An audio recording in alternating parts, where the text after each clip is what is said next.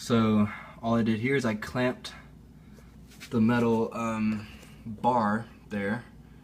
I clamped it at the very top so that when it tries to spin with the bolt, the clamps will catch it at this corner here where the light's shining, because it can't go any further.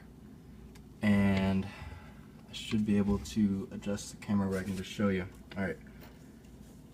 So I'm going to give it a little tug, and it's already loose. That lubing, when I lubed it up, that made everything come out a lot easier.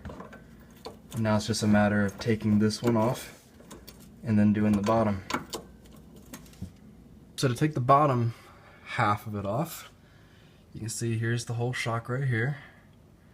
Here's the bottom half. It's just one single bolt. This bolt that the light's on right here. It's just one. This is a lot harder to get off, as I found out, than the top one was. So everything I've taken off, I've using this little ratchet, just a normal flex ratchet. But to get a little extra length, therefore torque and power to it, I just added this guy on the end of it, and that's what was able to get this piece off. Alright, well, I've unscrewed it a little bit now. Now I'm just going to keep unscrewing it.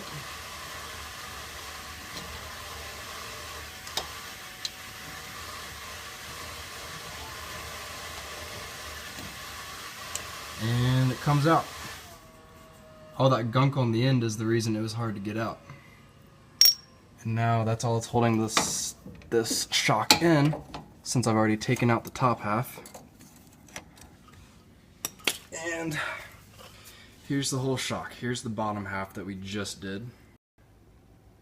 Alright, so now we're looking at the rear shock.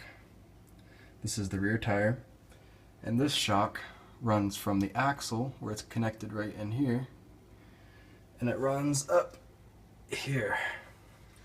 Now they're identical top and bottom in the way you remove it. So this one, you have a bolt and a nut. So this clamp is on the nut. On the other side is the bolt that I'm going to have to take out. So you're going to use the same idea with the front one, the way I used the clamp to keep the one side from turning. I'm going to do the same exact thing here, and the axle will stop the clamp from spinning.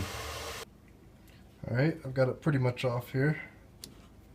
And there's the bolt. And you can see the rust line right there. That's what was holding me up for that one. Here is the top one. I've got the same idea. This is on the bolt on the other side here. And the roof, well, the bottom of the bed of the truck up here stops it from going any further while I take off this bolt. There's the top one. And here's how it looks. Both ends, same thing. And here's the new one. It's not fully extended, of course. When it's fully extended, it'll be much longer than this one. So, big upgrade. And where's the other bolt? There it is. So this one, it looks like it had a natural stopper. This big wide piece right here. So it actually might have stopped itself at some point. I'm not too sure what that was supposed to do.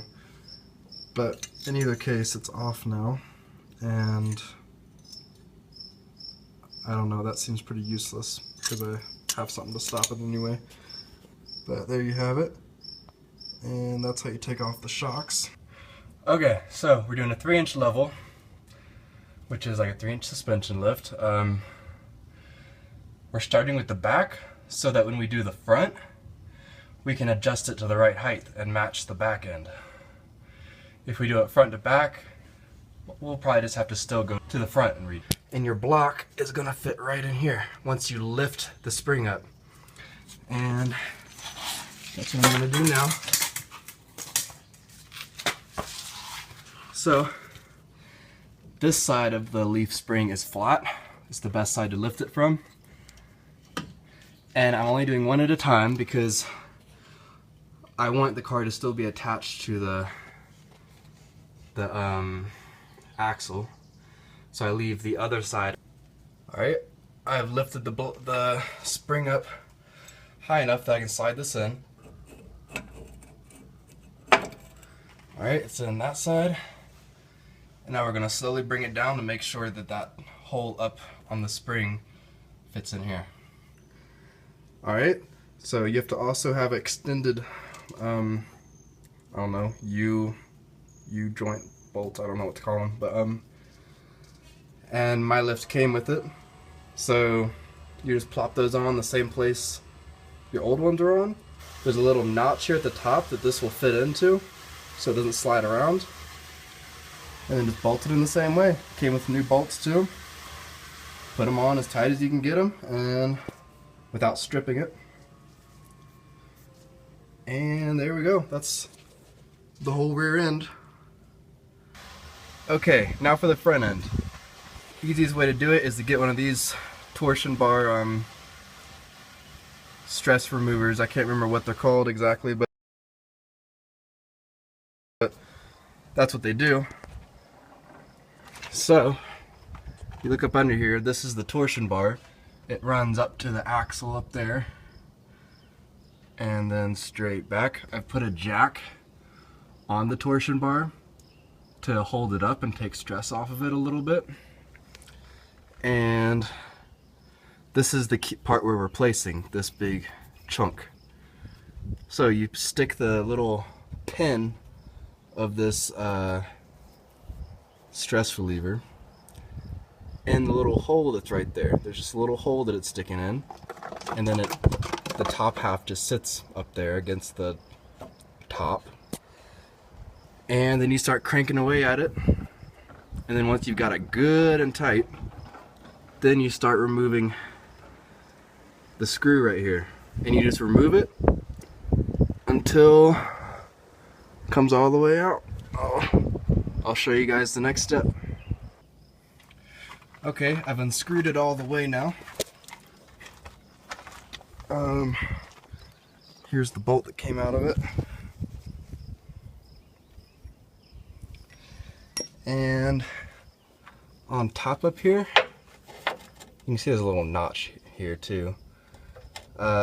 This piece is just sitting up here, and that's what the bolt screws into. It screws through this, up into that space, right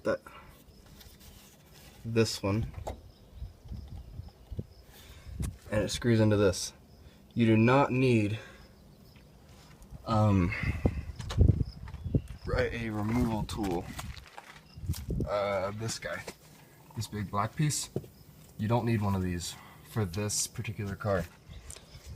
Just use some jacks and support